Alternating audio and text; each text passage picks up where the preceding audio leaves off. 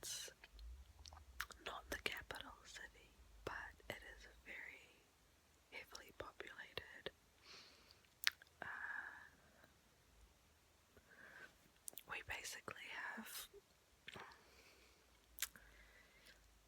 I'll say, 5 main cities: Auckland,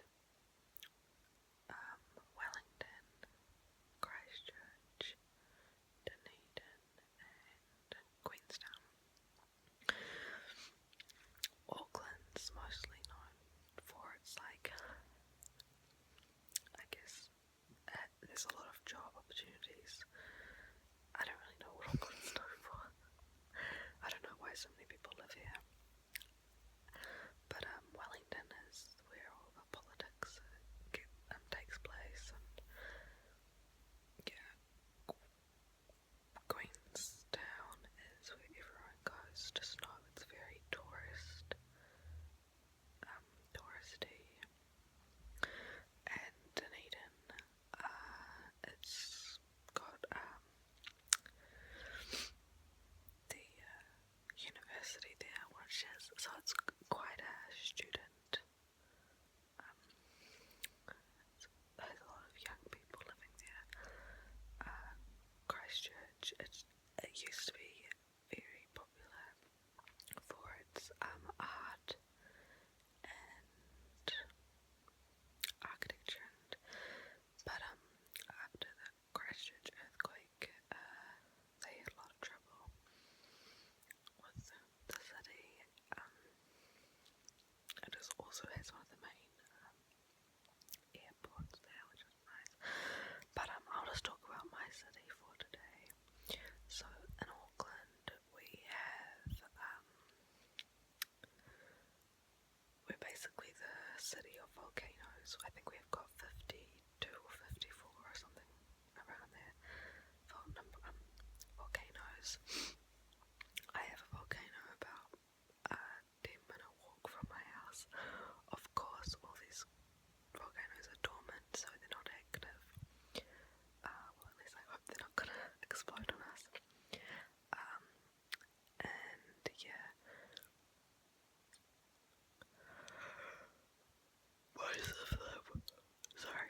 most of them look like mountains with a bit of, they look like hills with some grass and trees. You can't actually see the lava or anything.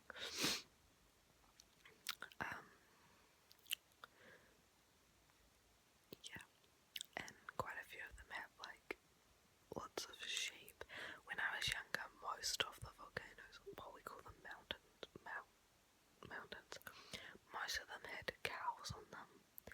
But recently I've noticed that not, like, most of them would have sheep and cows on them, but now they don't really have them. I think because they used to have them to control the grass, like lawnmowers or whatever.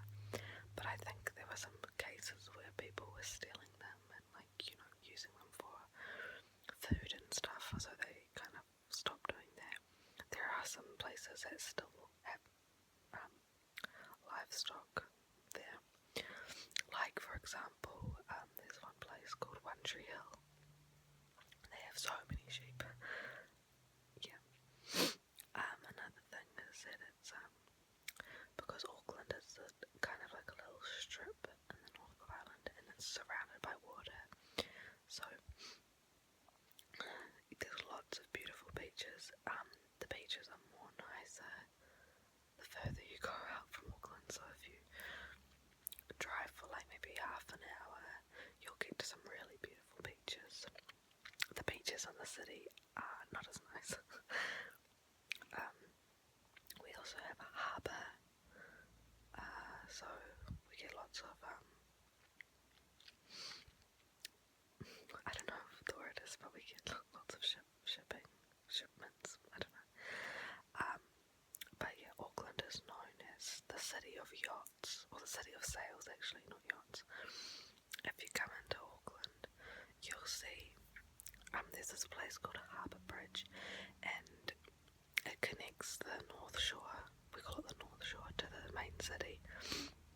And if you drive over that bridge, you just see the so many boats and yachts and sailboats and stuff like that. It's kind of cool. Another thing well known with Auckland is the Sky Tower, which is the tallest structure, I think, in New Zealand. And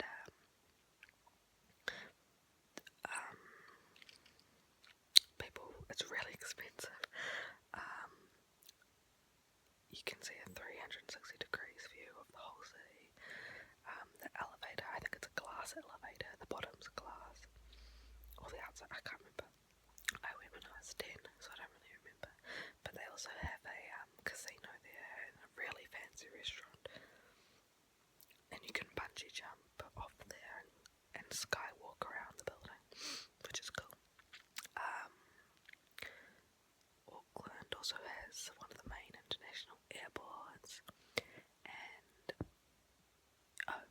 Auckland's also very, very diverse and multicultural. There are there's so many different cultures. In other parts of New Zealand, in the countryside, there's more white people, and when I went to Christchurch, it was mostly white people.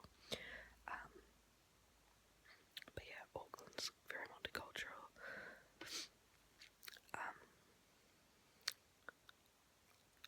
But I don't know, I think it makes us a more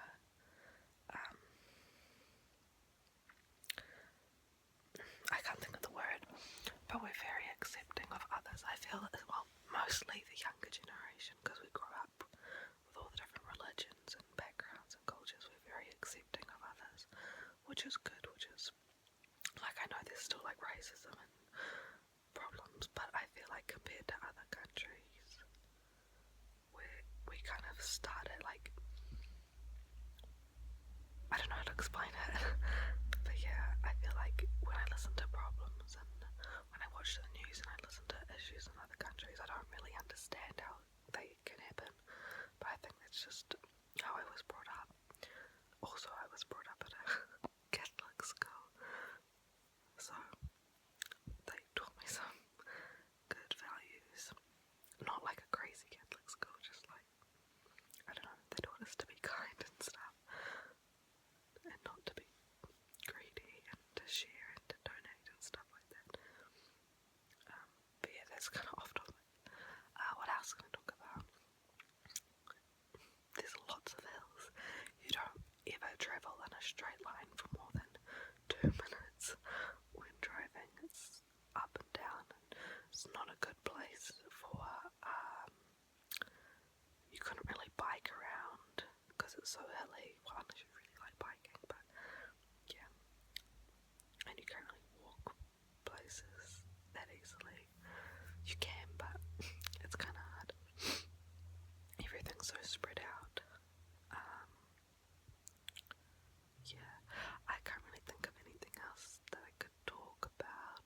Oh, and lots of grass, lots of trees, lots of flowers and beautiful gardens and stuff.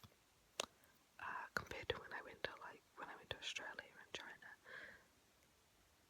they definitely didn't have as much greenery. Australia's more brown. Not being mean, but because they have such a